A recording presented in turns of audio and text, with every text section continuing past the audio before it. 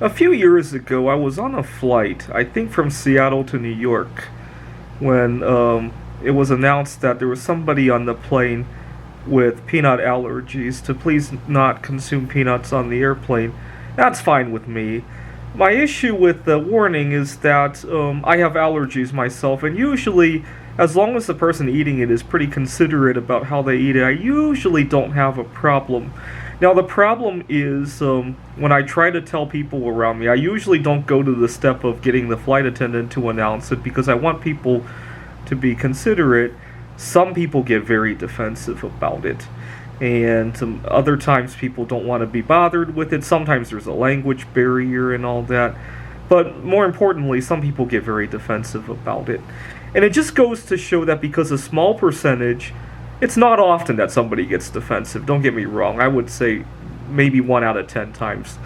But because the 1 out of 10 people want to behave like that, the 90% of people who can eat peanuts responsibly lose their right to eat peanuts on a plane like that, right?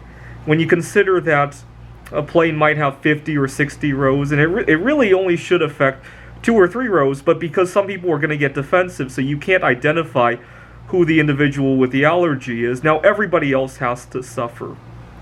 It just goes to show that because some people don't have very good etiquette with hygiene, right?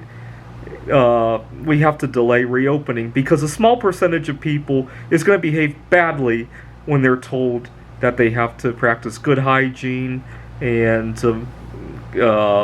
cover their mouth when they cough and all that. And some people get very defensive about that. Some people might even go out and intentionally spread COVID-19, right? And because a small percentage of people do that, right?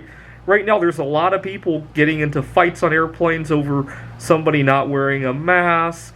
Because a small percentage of people want to do that, everybody else has to suffer with school closures, with not being able to go to a bar or a restaurant, not being able to go back to work, and all that. Because a small number of people can't handle owning a gun responsibly, right? A large number of people have to suffer for that, right? So use this reopening wisely, or it may go away again.